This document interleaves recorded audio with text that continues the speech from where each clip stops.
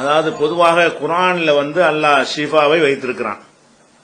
நஸ்ஸில் மினல் குர்ஆனி மா ஹுவ ஷிஃபாவும் வ ரஹ்மா. ஷிஃபா நோய் நிவாரணம் உள்ள விஷயங்களை குர்ஆனில் நம்ம இறக்கி இருக்கிறோம் என்று அல்லாஹ் குர்ஆன்ல சொல்றான். ரசூல் ஸல்லல்லாஹு அலைஹி வஸல்லம் அவர்கள் என்ன செய்யறாங்கன்னு கேட்டா, அந்த குர்ஆனை கொண்டு ஷிஃபாவை தேடி இருக்கிறார்கள், நாடி இருக்கிறார்கள். அப்ப அது சம்பந்தமான ஹதீஸ்ல உங்க கேள்விக்கு விடை இருக்கிறது.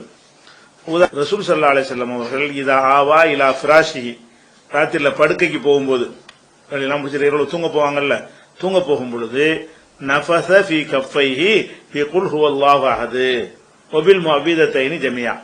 குல் ஹுவல்லாஹ்ங்கற சூராவை, இக்லாஸ் 112வது சூராவையும் 113வது ஃபலக் சூராவையும் 114வது நாஸ் சூராவையும், இந்த 3 சூறாவை என்ன செய்வாங்க, 2 கையில ஓதுவாங்களாம். அதாவது குல் ஹுவல்லாஹுங்கிறத ஓதி கையில ஊதுறது, இந்த 3ஐயும் ஓதி கையில ஊதி அந்த கையை கொண்டு முகத்திலையும் என்ன செய்வாங்க, கை எவ்வளவுக்கு எட்டுதோ உடம்புல எல்லா பக்கமும் தடவுவார்கள்.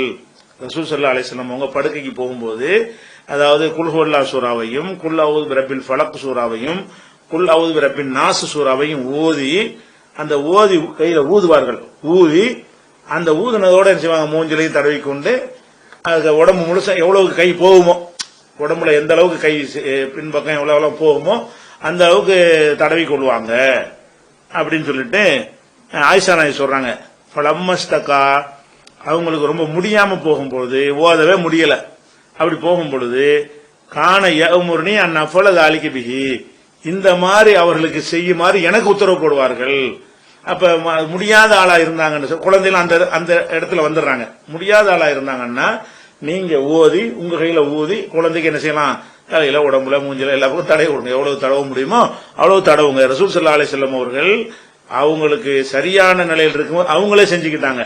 அவங்களுக்கு ஏழாம போற நேரத்துல மனைவி விட்டு செய்ய சொல்லிருக்காங்க. இந்த ஏழாம போறது என்பது ஓத முடியல, அந்த மாதிரியான நிலைனா குழந்தை நிலை.